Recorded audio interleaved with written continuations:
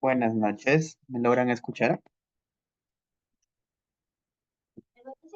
Te escucha, buenas noches. Perfecto. Mm,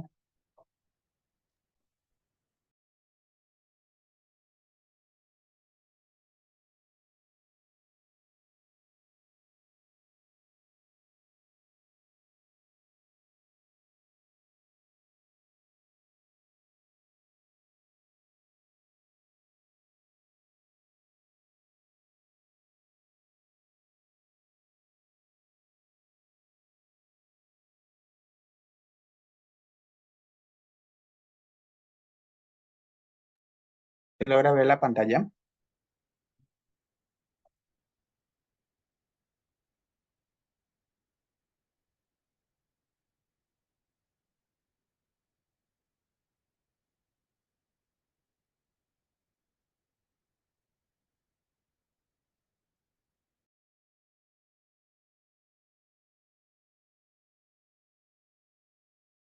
Perfecto.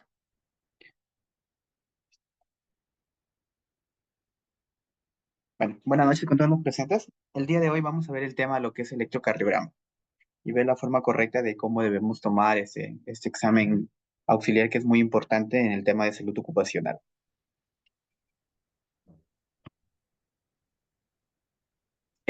Con respecto a lo que es el electrocardiograma, es un examen básico que debemos realizarlo nosotros cuando hacemos una evaluación médico-ocupacional, ya que esto nos va a determinar a nosotros qué vamos a hacer con el paciente o qué tipo de actividades puede realizar dentro de la empresa o no puede realizar tal vez algún tipo de actividad dentro de la empresa. Entonces, esto nos ayuda netamente para ver problemas relacionados en la parte cardiovascular, ¿no? Si bien lo podemos utilizar para otro tipo de patologías, pero eso está más orientado en la parte cardiovascular.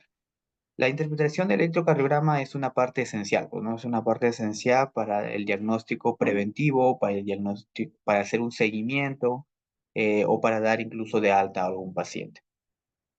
Esto consta de diferentes tipos de materiales que se van a utilizar para realizar la toma correcta del electrocardiograma que vamos a ir viendo más adelante, ¿no?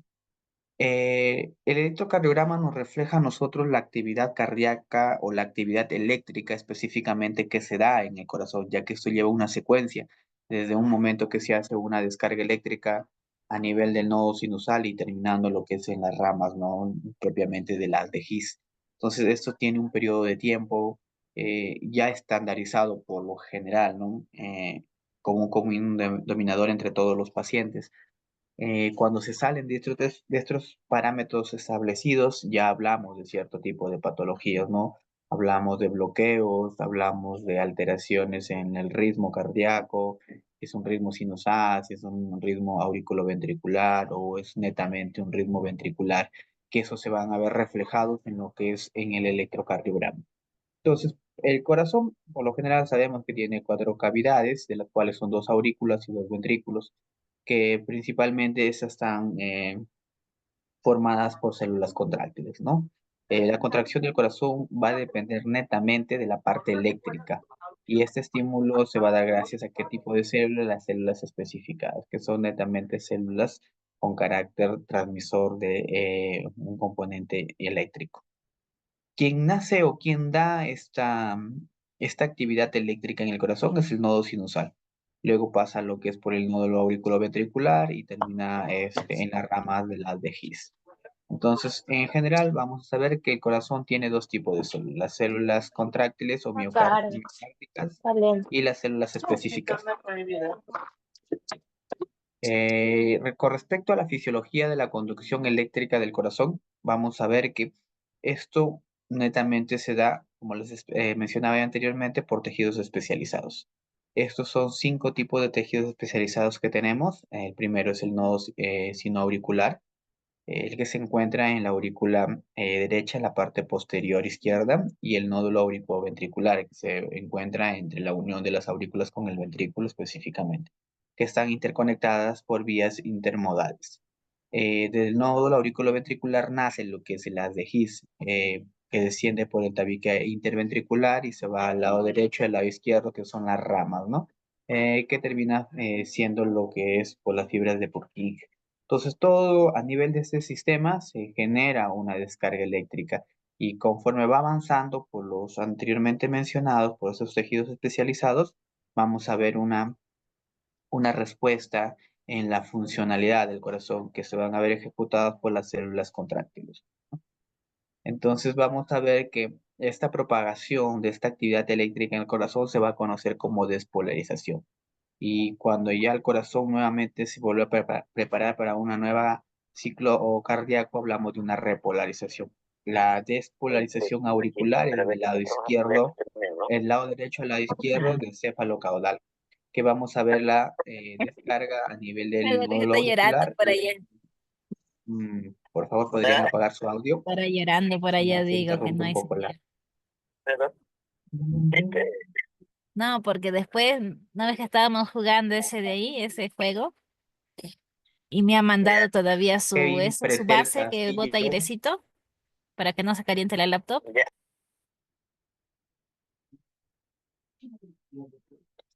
Ya lo logramos silenciar. Entonces, como vemos, la descarga eléctrica va a iniciarse lo que es en el nódulo auricular, que es a nivel de la aurícula derecha. Esto se va a descargar y va a ir a lo que es a nivel del nódulo auriculoventricular, que esto ya está especificado cuánto tiempo se debe dar, ¿no? Y esto se va a ver reflejado en lo que es en el electrocardiograma, que lo vamos a ver más adelante. Luego vamos a ver que se va a ir a nivel del tabique interventricular, que también tiene un periodo de tiempo. Eso va a ser reflejado en el electrocardiograma como el complejo QRS. Y va a terminar finalmente en las ramas de Purkinje. Posterior a eso, vamos a ver una repolarización que se va a dar, que también se observa lo que es en el electrocardiograma. Ahora, entonces, con respecto a la electrocardiografía, es el registro de los impulsos eléctricos que se dan en el corazón, ¿no? Y el electrocardiograma es una representación gráfica de los movimientos eléctricos que se van a dar a través de vectores en un papel que se emite a través del electrocardiograma. ¿Cómo van a ser transmitidos desde el corazón, pues, ¿no? Hasta este equipo? Mediante los electrodos, que son dispositivos sensitivos que captan la actividad eléctrica y que se da a través de ciertos elementos que participan. Existen por lo general derivadas. Son 12 derivadas. De las 12 son 6 estándar y 6 precordiales. De las 6 estándar tenemos 3 unipolares y 3 bipolares. Las unipolares tenemos la ABR, la ABL y la ABF. Y los bipolares tenemos la tipo 1, tipo 2, tipo 3. Y las precordiales tenemos B1, B2, B3, B4, B5 y B6. Cada una de ellas tiene una ubicación específica donde se deben tomar, ¿no? Entonces eso ya está estandarizado, no se puede cambiar. Ciertos reparos anatómicos que debemos guiarnos nosotros para poder ubicarlos, que son bien sencillos, que ya lo vamos a ver un poco más adelante. Entonces el electrocardiógrafo es un equipo que capta, pues, ¿no? Esas señales y las imprime en un papel milimetrado donde se ven en el registro de esta actividad eléctrica.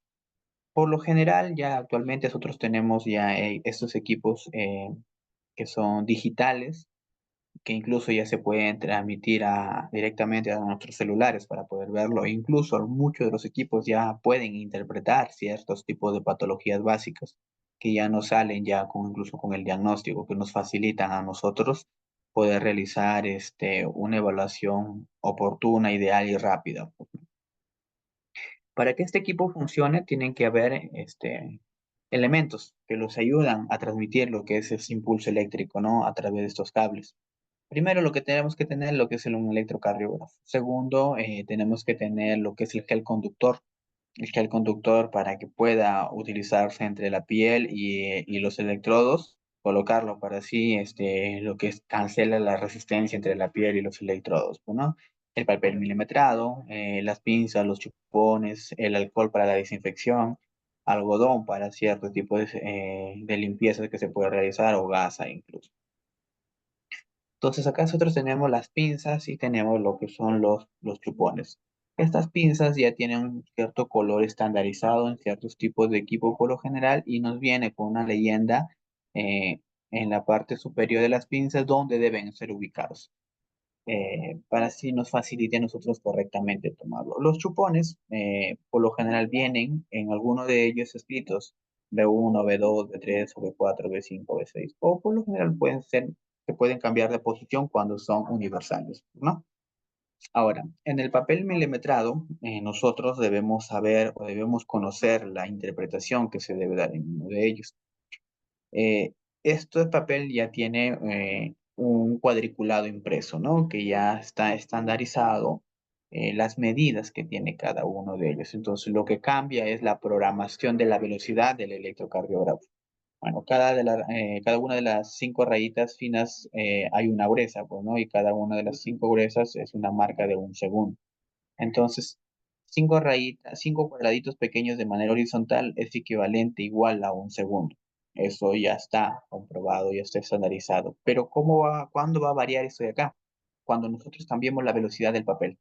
Entonces, nosotros siempre tenemos que revisar en los electrocardiógrafos que tengan 25 milímetros por segundo. Esto equivale a 1 milímetro de ancho o a 0,04 segundos. Entonces, de manera horizontal, en tema de la velocidad, debe ser graduado esto ya.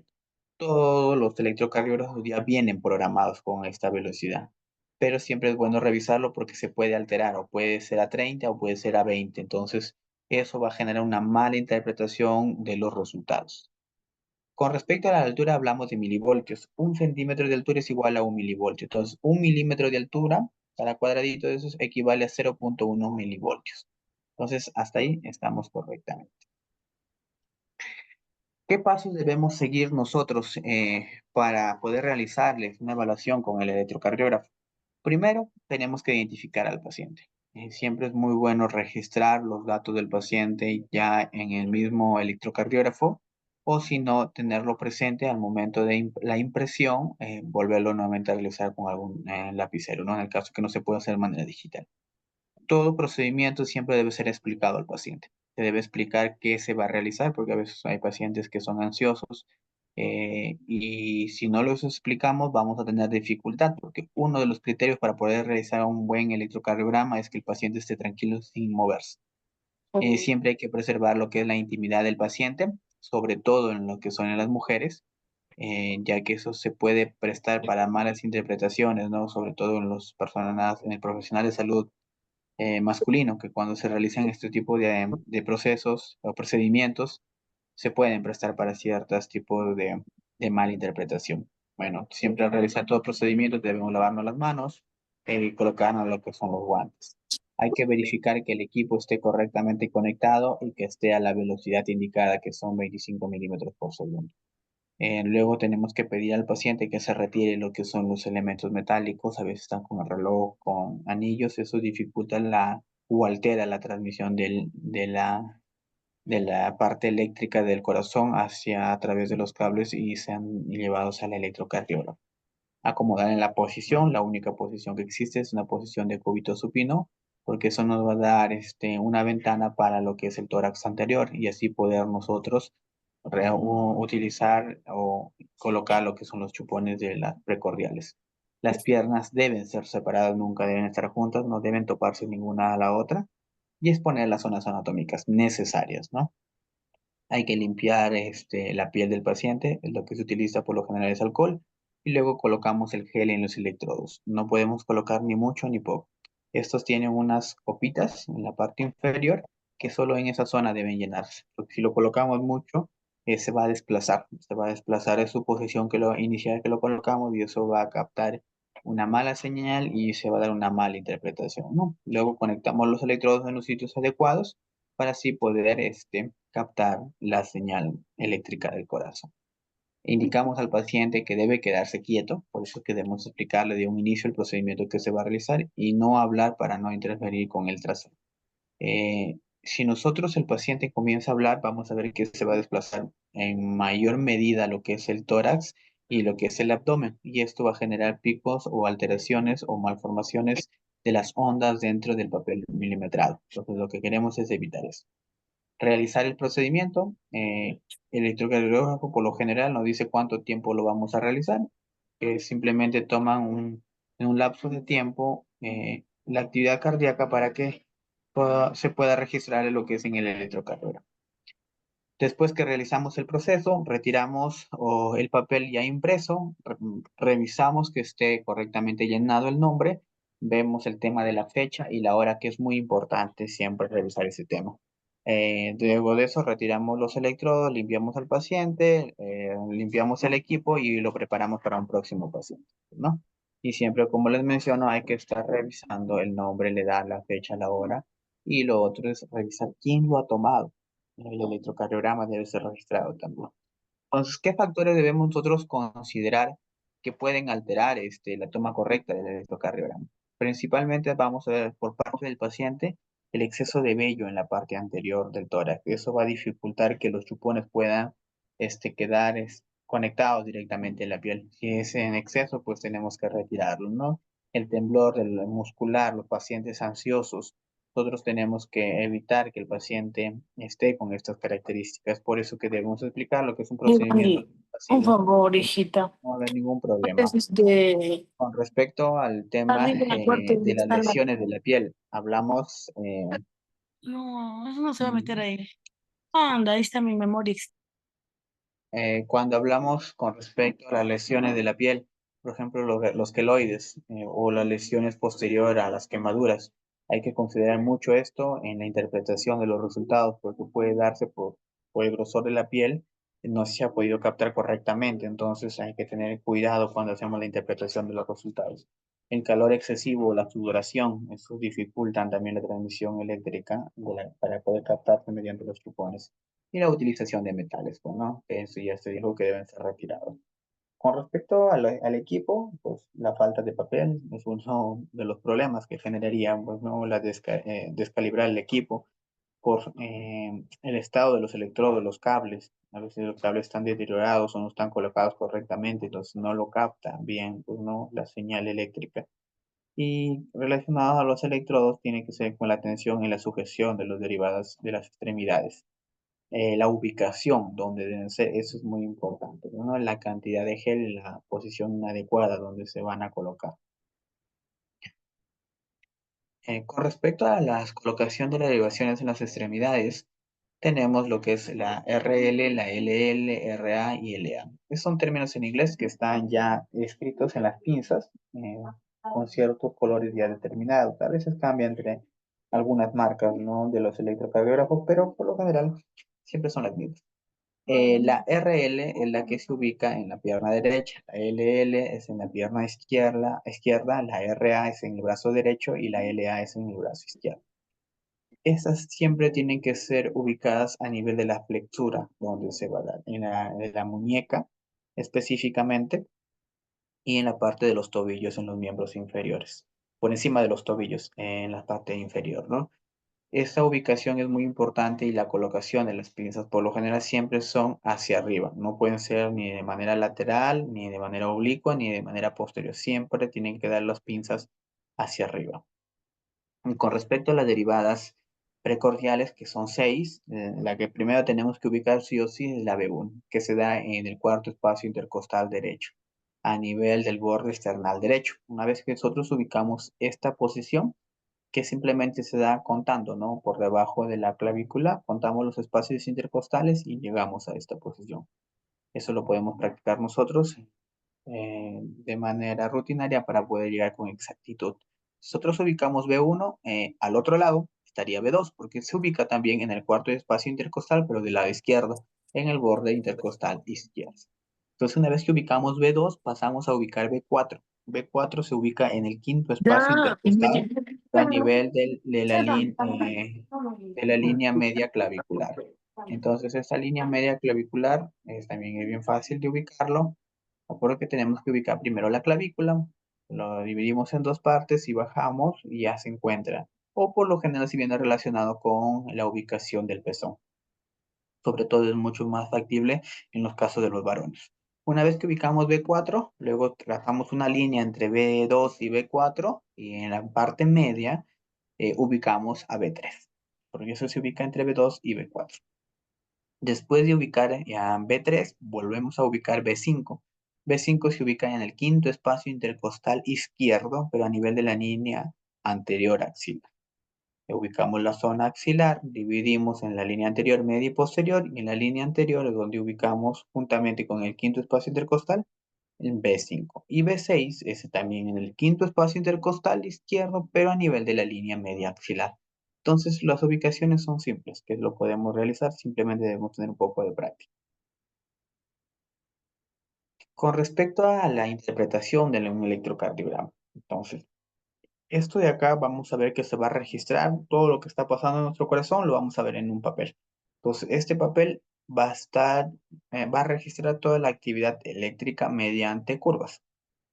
Estas curvas van a generarse a un cierto tipo de ritmo que ya les he mencionado, que es 25 milímetros por segundo. Entonces, hacia arriba hablamos en milivoltios y de manera horizontal hablamos en segundos. Entonces, esos términos debemos conocerlo para poder interpretarlo. Cada cuadradito equivale a 1 milímetro. Entonces, si hacia arriba hablamos de 1 milímetro, es igual a 0,1 milivoltios. Y si de manera horizontal, estamos hablando que cada milímetro que va avanzando el papel es como que estuviéramos hablando de 0,04 segundos. Que si sumamos un cuadrado grande de 5 pequeños, que lo vemos resaltados ahí, hablamos de 0,20 segundos. Entonces, los elementos que se ven reflejados en el electrocardiograma son las actividades actividades eléctricas que se dan del corazón. Entonces, la primera onda que apreciamos es la onda P. ¿Qué significa eso? La despolarización auricular. Vemos una sola onda P por lo general porque se da casi al mismo tiempo la despolarización de ambas aurículas. Por eso que solo vemos reflejada una onda. Es bien mínimo la diferencia entre ambas aurículas, ¿no? De despolarización. Luego de eso, vemos un segmento que es el PR. Este segmento es el segmento isoeléctrico donde no hay ninguna descarga eléctrica. Posteriormente a esto vemos una formación de un pico que es la onda, el complejo QRS que viene por la onda Q, R y S, ¿no? Que son eléctricamente positivos es la R y la Q y la S son eléctricamente negativos. Y esos forman el complejo QRS que viene a ser la despolarización ventricular tanto del ventrículo derecho como el ventrículo izquierdo, conocido como el segmento QRS o el complejo QRS. Ahora, la onda T nos viene a ser la repolarización de los ventrículos, cuando ya necesitamos prepararlo nuevamente para un ciclo cardíaco. Bueno, y la segmento ST es el segmento isoeléctrico, donde no hay ninguna descarga eléctrica dentro del corazón, simplemente porque se está preparando ya para iniciar la repolarización de los ventrículos.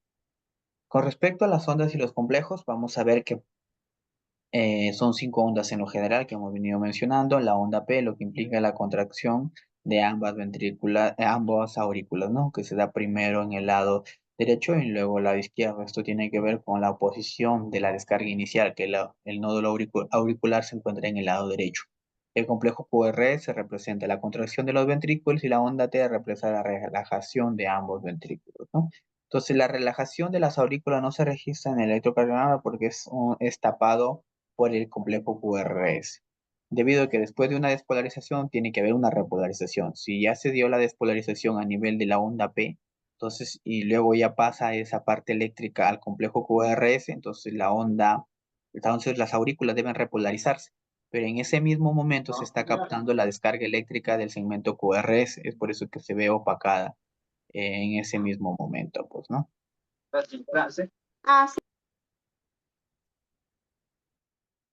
Ya. Con respecto a la interpretación del electrocardiograma, existen pasos, ¿no? Por lo general son bien simples que debemos manejar nosotros para la interpretación básica en un electrocardiograma. Primero tenemos que saber si están tomados correctamente o no está tomado correctamente el electrocardiograma, porque si no, posterior vamos a ver que existe una alteración en la interpretación. En el extremo de cada tira de electrocardiograma siempre vamos a ver una formación de esta onda, que es un rectángulo, ¿no? De manera vertical.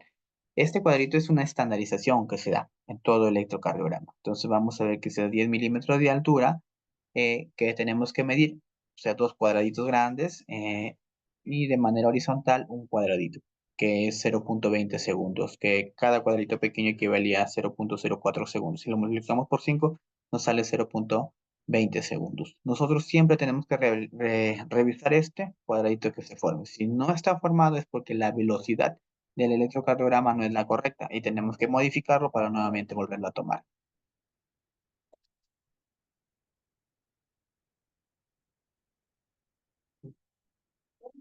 Luego, el segundo paso que tenemos que ver es la frecuencia. La frecuencia nos determina a nosotros el ritmo, si es un ritmo regular o irregular, ¿no? Esta frecuencia cardíaca, por lo general, pues vamos entre 70 a 80 en promedio, ¿no? Entonces, esto lo vamos a poder evaluar nosotros con más exactitud en el electrocardiograma. En este caso, las ondas que se toma para la interpretación es el intervalo entre una onda R y una onda R, que mide por lo general 15 cuadraditos. Entonces, si tiene 15 cuadraditos pequeños y nosotros hablamos de 1500, que es un estándar para hacer un cálculo por lo general, hablamos de 100 latidos por minuto. Esto más adelante vamos a ver con más especificidad cómo se puede realizar. El tercer paso es el ritmo, para ver si es un ritmo sinusal, un ritmo auriculoventricular, un ritmo ventricular o un ritmo de haz de His. Por lo general, el ritmo ventricular es ya casi no compatible con la vida, ¿no? Y el ritmo ya de la haz de His, ese no es compatible con la vida. Entonces, el ritmo nos va a determinar para la ubicación donde está existiendo la alteración eléctrica. Entonces, si vemos que no hay presencia de la onda P y solo está el complejo QRS, pues estamos hablando que la despolarización que está iniciando todo es el nódulo auriculoventricular. Pero si vemos la presencia de la onda P, entonces estamos hablando de un ritmo auricular. Este ritmo va a estar ordenado. Por ejemplo, podemos ver acá nosotros hay segmentos QRS que luego siguen la onda T, pero no volvemos a ver en la onda P. Entonces, vemos que conforme va avanzando, se va espaciando entre la onda R y la onda R. Este espaciamiento es un ritmo irregular, ¿no? Un ritmo irregular que incluso que se está dando a nivel del nódulo auriculoventricular, no se está dando a nivel del nódulo auricular porque no es la presencia de la onda P, entonces no se está dando una actividad eléctrica dentro de la aurícula, ¿no? Entonces, el otro paso que debemos tener en cuenta es el eje. Conocer el eje, que tenemos que evaluarlo en cierto tipo de derivadas para ver si está correctamente ubicada las posiciones de los electrodos, ¿no? Siempre tenemos que ver en la derivada tipo 1 y en la derivada ABF. Para esto tenemos que ver que el eje eléctrico del corazón en ambas derivadas normalmente el complejo QRS es ascendente, o sea, positivo. ¿A qué se refiere eso? Hay que colocar una línea de manera horizontal. Todo lo que está por encima, vamos a ver que es eléctricamente positivo. Todo lo que está por debajo es eléctricamente negativo. Y si es una línea continua, es isoeléctrico porque no se está dando ningún tipo de descarga. Entonces, si vemos el primer imagen, más es positivo. Por eso que en la derivada 1, el complejo QRS es positivo. Por ende, eso está colocado correctamente. Y en la ABF es que tenemos que ver que esté de manera positiva. Como por ejemplo podemos ver en esta segunda imagen, en la quinta imagen. vamos a ver que hay una formación del complejo QRS de manera ascendente. Si bien está correctamente tomada, pero podemos ver alteraciones en una de ellas. Entonces, puede haber una hipertrofia ventricular y si lo encontramos hacia abajo, podemos hablar de una insuficiencia cardíaca, ¿no? Entonces, porque eso cambia la punta del corazón y al cambiar la punta del corazón cambia la descarga eléctrica que se va a ver reflejada en lo que es en el electrocardiograma. Entonces, la morfología de la onda P es muy importante conocerlo porque eso nos va a ayudar a nosotros a conocer qué está pasando con las aurículas. La onda P representa la despolarización auricular de derecha a izquierda, lo que les mencionaba, ¿no? Y este proceso toma aproximadamente entre 0,008 a 0,11 segundos, que eso equivale a 2 a 3 cuadraditos. Entonces, nosotros debemos guiarnos de estos cuadraditos que una onda P no puede medir por debajo de 2 milímetros o por encima de 3 milímetros, que ese es el estándar. Entonces, revisamos, está entre 2 y 3, perfecto, la onda P es ideal, ¿no? Entonces, eso nos va a ayudar bastante y eso lo podemos ver con mayor exactitud en la derivada 2, ¿no? Y se va a contrastar con la derivación 6. Con respecto a la frecuencia cardíaca que les hablaba en un momento, hablamos de la velocidad. Estos cálculos que se realizan o estas fórmulas que se pueden aplicar son en base a una velocidad del electrocardiograma a 25 milímetros por segundo. Entonces, vamos a ver que 1500 milímetros van a pasar en un segundo a este ritmo. Entonces, si pasa así, vamos a ver nosotros que si contamos eh, entre onda R y onda R 30 milímetros, pues dividimos los 1500 milímetros que pasan que pasa en 60 segundos y nos sale a 50. Y eso es la frecuencia cardíaca que se está dando, ¿no?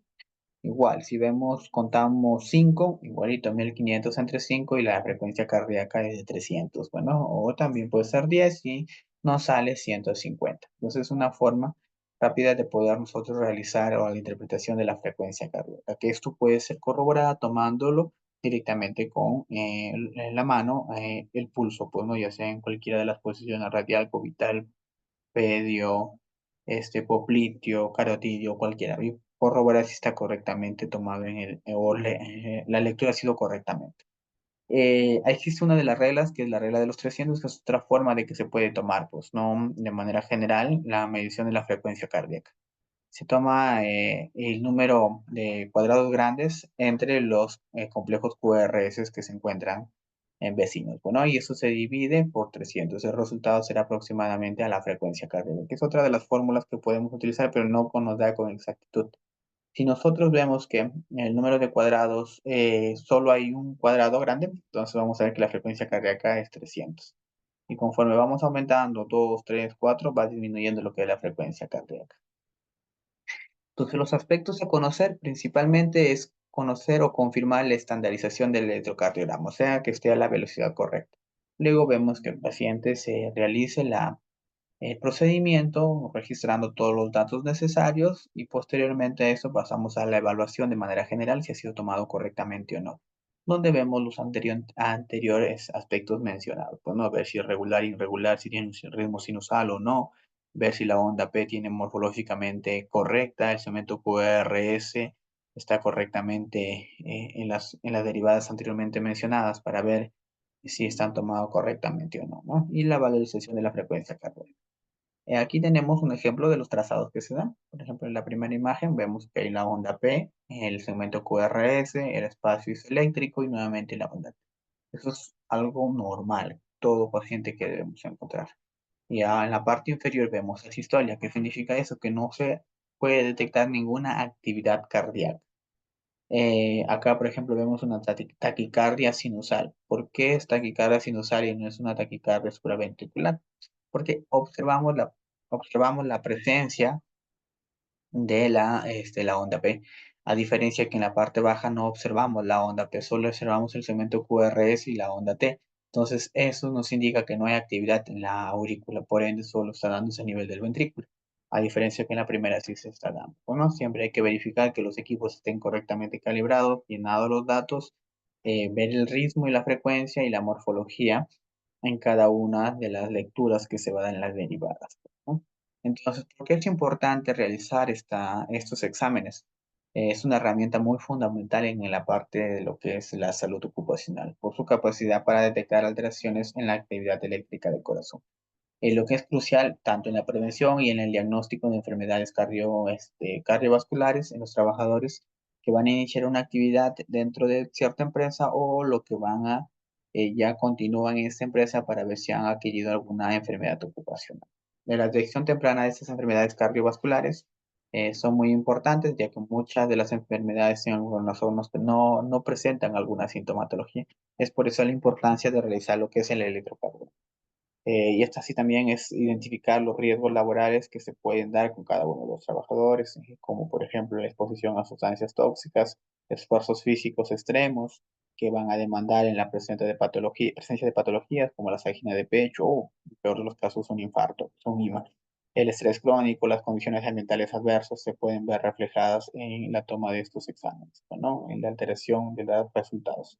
La prevención de accidentes laborales. Pacientes que tienen bastante riesgo de enfermedades cardíacas no pueden desarrollar actividades que van a ser netamente dependientes de otras vidas, ¿no? Por ejemplo, los choferes, si tienen problemas de infartos previos, entonces no le podemos poner a este paciente a realizar una actividad de conducción, ya que puede sufrir nuevamente un infarto y puede tener un accidente fatal.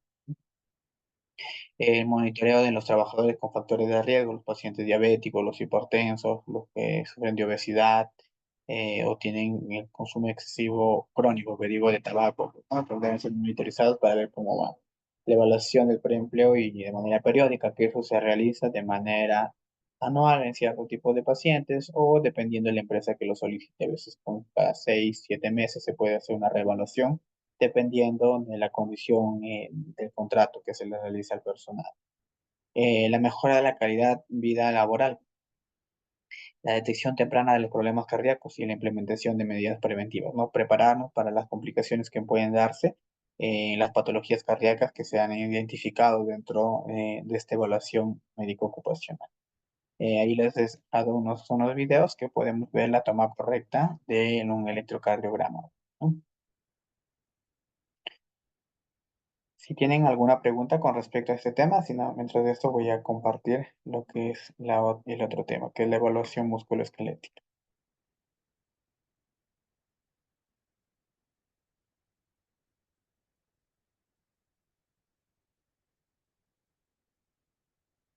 El otro de los temas nosotros que debemos desarrollar es la evaluación musculoesquelética, que es uno de los puntos más importantes en la evaluación médico-ocupacional que nosotros vamos a tener en cuenta. Dentro de esta evaluación, ¿con qué finalidad nosotros lo hacemos? Con evitar enfermedades ocupacionales a futuro que se puedan desarrollar en los pacientes o tal vez pasar por alto patologías que tal vez en algún momento el paciente lo tuvo antes de ingresar a laborar. Entonces, ahí viene nosotros en detectarlo tempranamente, pues, ¿no? Estos trastornos musculoesqueléticos constituyen un problema de origen laboral muy frecuente, ¿no? Que se da en los trabajadores.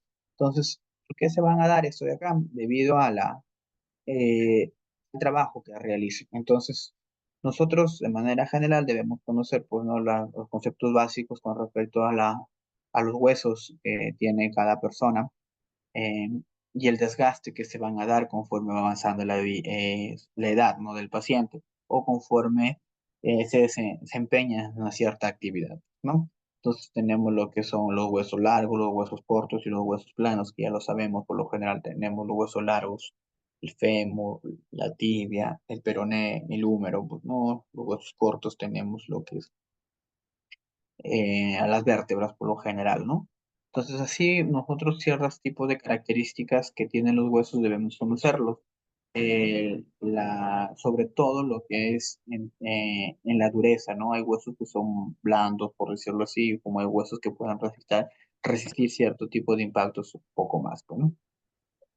Entonces, con respecto a la parte musculoesquelética, vamos a ver que una vez que nosotros conocemos la anatomía ósea, la parte de los huesos, hablamos de la parte muscular. Esa parte muscular es muy importante conocer lo que es la inserción y la inervación y la vascularización de ciertos músculos y la funcionalidad que tienen cada uno de ellos o cuántos músculos participan para realizar un cierto tipo de movimiento. porque eso va a depender del tratamiento que se va a dar al paciente, ¿no? O el seguimiento o la complicación que puede tener dentro de la actividad que realiza el paciente. En los miembros superiores, pues tenemos las manos, donde está compuesto por diferentes tipos de huesos, donde están las falanges, lo que tenemos los huesos metacarpianos, el cúbito, el radio, que al final terminan formando lo que es la muñeca con el hueso grande, el piramidal y el célimo lunar, ¿no? Entonces, estas son articulaciones básicas que ya los conocemos de manera general, que van a participar en los movimientos para realizar alguna actividad. Bueno, así tenemos lo que es la formación de la articulación del codo, donde participan también huesos, donde viene a ser el húmero, el radio, el cúbito, y están conectados por ligamentos, ¿no? Los ligamentos colaterales que tienen ciertas bandas, bandas posteriores, intermedias y anteriores, y donde en ellos vamos a ver que se van a insertar los músculos a través de esos tendones, donde tenemos el bíceps, el tríceps y entre otros tipos de músculos, ¿no? Que eso van a darse la funcionalidad a través de los nervios, donde tenemos el nervio cubital, el nervio radial, entre otros más, ¿no? Que van a hacer ciertas especificaciones con respecto a cada músculo. También tenemos el brazo, donde está conformado por lo que es el húmero, el omóplato y la clavícula, que se insertan y forman al final lo que es toda la articulación del hombro, ¿no? De donde ellos van a salir diferentes tipos de músculos para realizar alguna actividad o algún movimiento especificado, ¿no? Tenemos en la zona lumbar también donde tenemos que está compuesto por los huesos, de los huesos vertebrales de la zona lumbar, acompañado de diferentes tipos de músculos, ¿no? Que estos van a participar en la flexión, en la rotación, lo que es de la parte del tronco, pues, ¿no? De nuestro cuerpo. En la parte cervical tenemos las vértebras más, que menos soportan peso, ¿no? Pero son más funcionales, tienen mayor movilidad. Luego tenemos las vértebras torácicas y las vértebras lumbares, que estas últimas son las que soportan mayor cantidad de peso. Y luego continuamos el sacro y el coxis, que vienen a ser parte de la zona pélvica, ¿no? Entonces, cierto tipo de vértebras con respecto al peso que soportan van a tener una forma. Como vemos, las vértebras cervicales son un poco más delgadas, más pequeñas, a diferencia de la zona de las vértebras lumbares, vemos que el cuerpo es bastante pronunciado, más grande, ¿no? Debido a que se van a soportar mucho más peso y son menos móviles en comparación a las primeras. Luego tenemos las vértebras sacras, que no son móviles también, y las últimas que tenemos las oxígenas. Entre los miembros inferiores, una de las articulaciones que más afecta son la rodilla.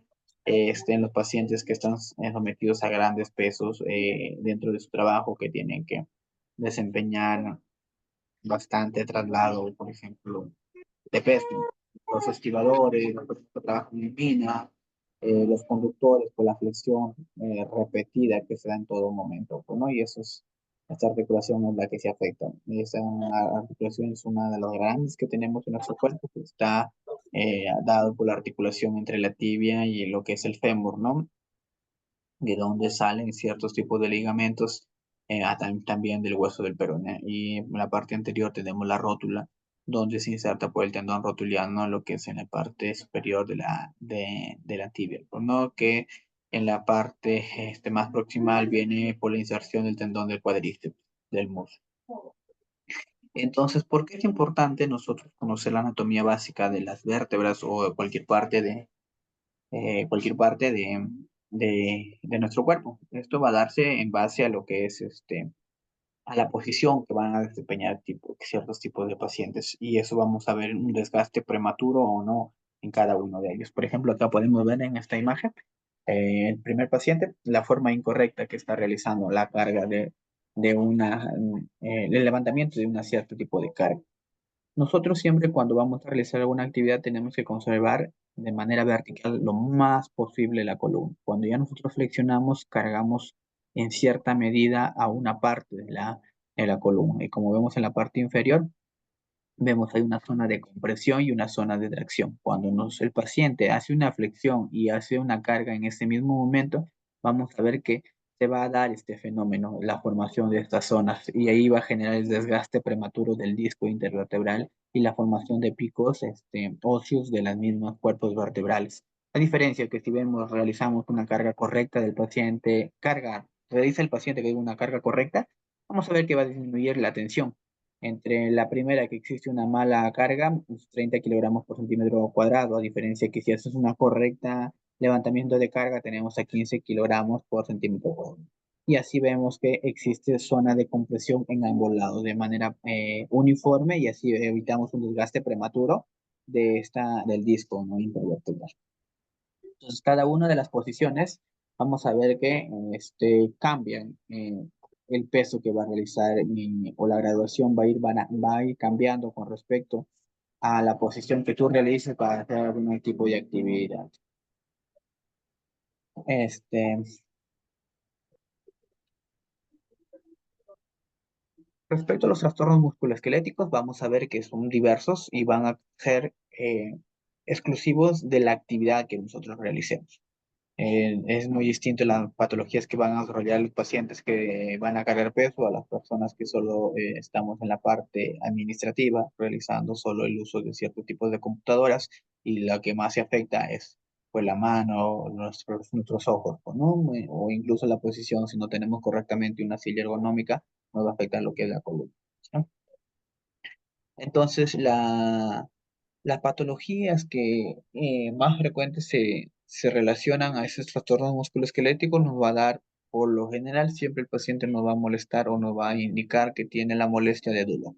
Dolor y cansancio. Eso va a ser dependiente de las horas de trabajo, ¿no? Que esto se puede mejorar con ciertos intervalos de tiempo que se pueden dar con pausas activas.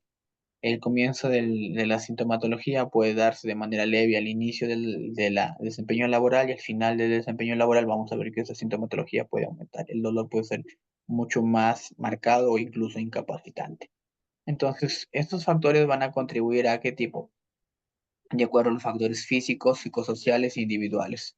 Los factores físicos van a depender mucho de la actividad que realiza, ¿no? Los factores psicosociales van a depender de la parte emocional que tiene el paciente ante su trabajo. Pues, ¿no? Si le gusta, va a tener mejor actitud ante a desarrollar su actividad, pues, ¿no? Y los factores individuales, las patologías previas que puede tener el paciente que pueden exacerbar o agravar las condiciones laborales que va a realizar. Entonces, cada una de ellas van a verse afectadas, ¿no? Por ejemplo, la columna cervical, el uso de las pantallas, de las computadoras, las maniobras forzadas que realizan los mecánicos para realizar cierto tipo de instalaciones en espacios pequeños, ¿no? El manejo de cargas en el hombro, por ejemplo, los estibadores que cargan a un solo lado del hombro, pues, por lo general en la zona derecha, genera un cambio de la posición de lo que es la columna cervical, en lo que es con la columna dorsal y lumbar tenemos las personas que son conductores, los agricultores, que están de cierta manera flexionados en un mayor tiempo, ¿no? Y las personas que realizan pintura, las personas que manipulan pesos desde la parte del suelo y lo levantan, es donde va a haber un movimiento bastante repetido de lo que es de la columna dorso-lumbar, pues, ¿no? En la parte del hombro y la cintura escapular vamos a ver las personas que utilizan el brazo, por lo general, que de manera repetida, los carpinteros, los mecánicos también, incluso las personas que se dedican en la parte de la industria textil, en la confección también están en bastante movimiento de los miembros superiores, ¿no? En el brazo, por lo general, viene a ser los carpinteros, los mecánicos, ¿no? Y en la parte del antebrazo también viene a ser por el personal de limpieza. La parte de los pintores, las cadenas de montaje, el uso de las pantallas, las computadoras, ¿no? De manera repetida, los pacientes están sometidos a afectaciones del antebrazo y la muñeca. En la mano de los dedos viene a ser las personas que están en servicio de limpieza, el personal que realiza movimientos repetidos en la mano, las personas que están tipeando bastante tipo de documentos o están escribiendo. Y vemos que realizan movimientos repetidos y excesivos de manera rutinaria que afectan, ¿no? Tenemos la rodilla, las personas, los conductores, los pintores, los mecánicos, los electricistas, los vigilantes, la policía, agricultores en general, son los que se afectan en esta zona, ¿no?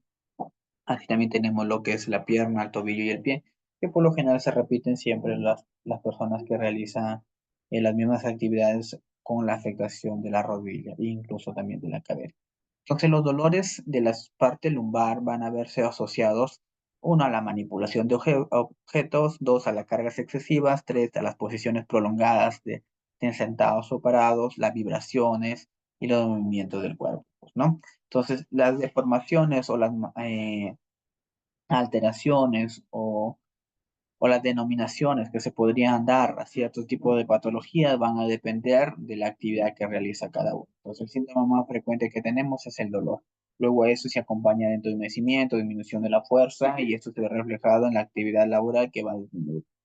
Esto se da por cambios anatómicos, específicamente en una inflamación articular, y luego podemos ver incluso cambios a nivel de la piel, como color, un enrojecimiento que nos genera una inflamación. Ciertos tipos de patologías nos indica a nosotros qué puede estar afectando. Por ejemplo, una tendinitis, también tenemos afectación del pulmón, por no de gatillo, o quiste sinovial o ganglión, vamos a ver qué exactamente netamente del tendón. En la parte del nervio tenemos síndrome del túnel carpiano, las contracturas musculares, el síndrome de Raynaud, la osteoartritis, la bursitis, que se van por problemas netamente articulares y que vamos a ver en lo que es la articulación de la rodilla, ¿no? Por ejemplo, en la patología del dedo de gatillo es el uso repetido de herramientas con gatillo para un solo uso, por ejemplo, la policía, el personal del ejército, o ciertas personas que realizan movimiento repetido con el segundo dedo de la mano. El síndrome del túnel carpiano, las que están realizando bastante movimiento de flexión de la flexión y extensión de la muñeca, pues, ¿no? Y así vamos a ver cada uno de ellos van a hacer afectaciones. Entonces nosotros como personal de salud y si nos dedicamos en la parte de la salud ocupacional, va a haber, bueno, en nosotros va a estar en identificar ciertos tipos de circunstancias o cierto tipo de actividades o momentos que realiza el personal en la cual labora en la empresa que afecta a su salud. Entonces, por más mínima que sea, tenemos que encontrarlo y analizarlo, porque eso a futuro nos va a traer problemas. Entonces, al evaluar las condiciones de trabajo, nosotros podemos encontrar y analizar las situaciones de riesgo que se pueden presentar.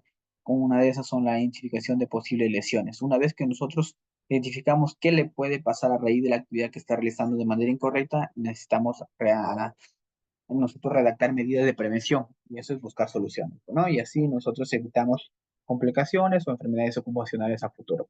Las medidas de prevención, por lo general, van a ser de informar e informar a los trabajadores sobre los riesgos que derivan de la exposición a posturas forzadas o inadecuadas, ¿no? Investigar todas las lesiones producidas a raíz de algún accidente con la finalidad de nosotros evitar a futuro nuevamente que se vuelva a realizar. Realizar una vigilancia específica de la salud de los trabajadores expuestos a cierto tipo de condiciones laborales que le van a desarrollar un trastorno musculoesquelético. Adecuar las condiciones de trabajo. Si bien vemos que el paciente está haciendo de manera incorrecta, tal vez porque no tiene una condición ideal, pues lo podemos dar cierto tipo de elementos que le pueden ayudar a mejorar su posición del paciente o cambiarle de lugar de trabajo, ¿no? Y evitar que ese paciente vaya a desarrollar un problema, un trastorno musculoesquelético y termine finalmente en una enfermedad de ocupación, ¿no? Y promover estilos de vida saludables mediante la prevención, evitando desarrollar enfermedades crónicas. Es muy importante que se tienen que realizar pausas activas con 10 a 15 minutos, dependiendo del tipo de trabajo, ya sea de 1 a 2 horas o 3 o 4 horas. Esto se determina según la actividad que realiza cada persona. Es importante nosotros explicarles correctamente cómo deben cargar los pesos, ¿no?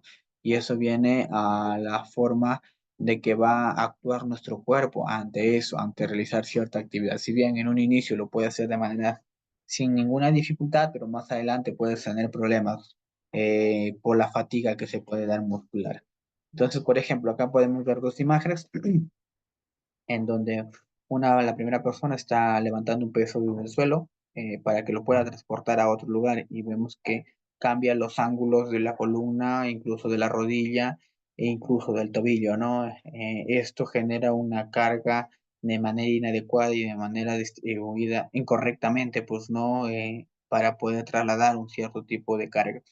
Y entonces acá no podemos utilizar un, eh, digamos, una herramienta adicional para nosotros conservar la línea vertical del paciente o del trabajador y así trasladarlo con menor facilidad. Y ahí nos estamos ahorrando un problema de columna, ¿no? Que va a tener el paciente más adelante y los gastos que van a hacer en la parte de la salud para la parte de la empresa. Entonces nosotros tenemos que hablar de este tipo de palancas, que es la composición o el contrapeso que se tiene que dar nosotros al levantar un cierto tipo de material desde el piso, ¿no? Entonces nosotros debemos conservar la formación que sea equilibrada entre ambos lados. Entonces, si nosotros hacemos una forma de la columna incorrectamente a nivel de una cierta articulación, por ejemplo, acá vamos viendo que solo se está flexionando a nivel de la columna lumbar y lo demás está de manera recta, entonces todo el peso está que se carga en esta zona, a diferencia que en la parte inferior, si bien no se está conservando la línea vertical que es inicialmente, pero se está haciendo una distribución en todas las articulaciones para que puedan hacer un contrapeso y generar con menos dificultad el levantamiento de esta carga, ¿no? Entonces, cuando nosotros vemos que existe una mala posición, vamos a ver que va a existir un pinzamiento de lo que es el disco intervertebral. Entonces, si bien el paciente o el trabajador lo puede hacer esta actividad sin ningún problema en los primeros meses de trabajo, pero más adelante va a generar un desgaste de estos discos y la parte del cuerpo de la vértebra y va a generar un problema ocupacional y al final va a ser algo negativo para la empresa. Entonces nosotros está en darle charlas para que eviten realizar este tipo de posiciones. Otro de los datos importantes que tenemos que ver es la posición de los miembros inferiores, sobre todo de los pies, ¿no?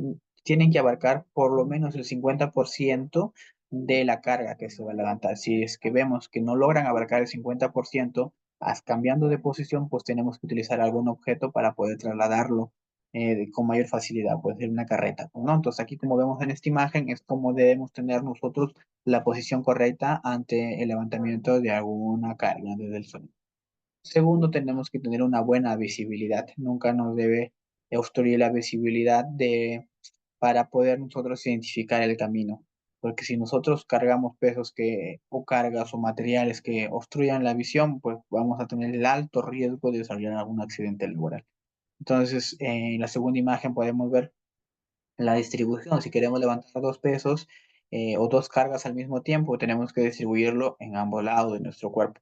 Entonces, esto es muy importante porque si no va a generar un desgaste solo de esta zona y la otra zona compensatoria no se va a utilizar para nada. Entonces, el paciente va a tener una mala postura y al final puede desarrollar cualquier tipo de patología más adelante.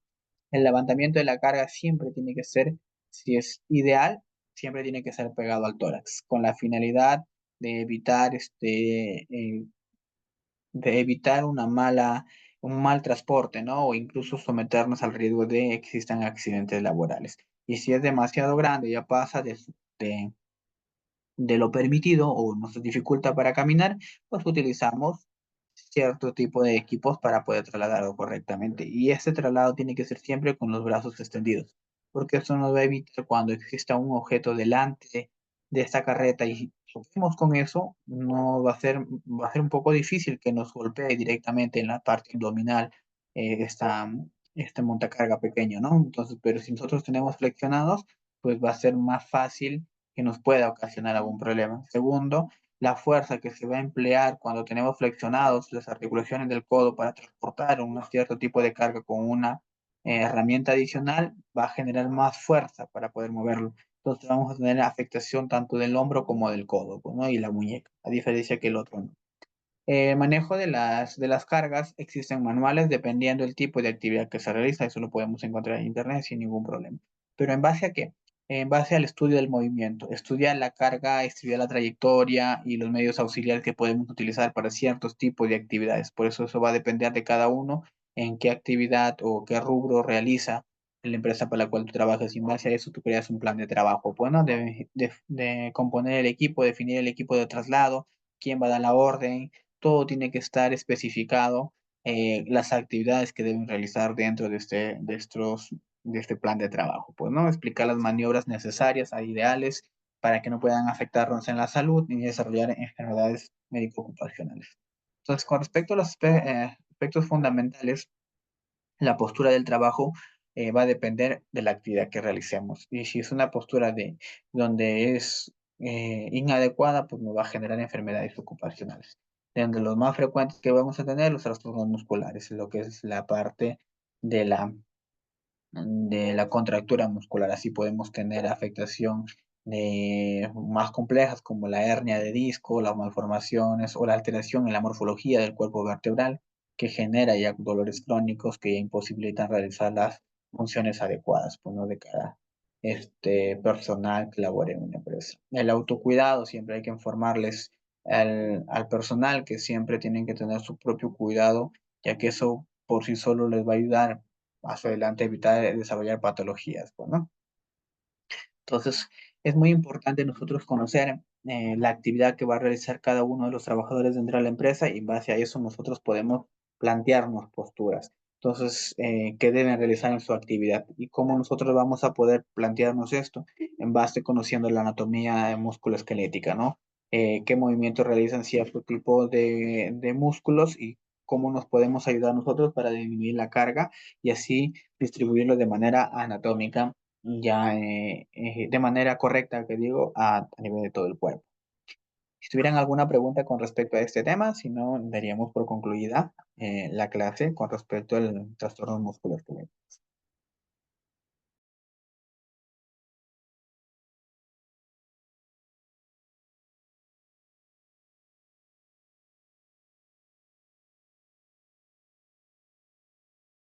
Perfecto, entonces no hay ninguna pregunta. Tengamos buenas noches. Hasta luego.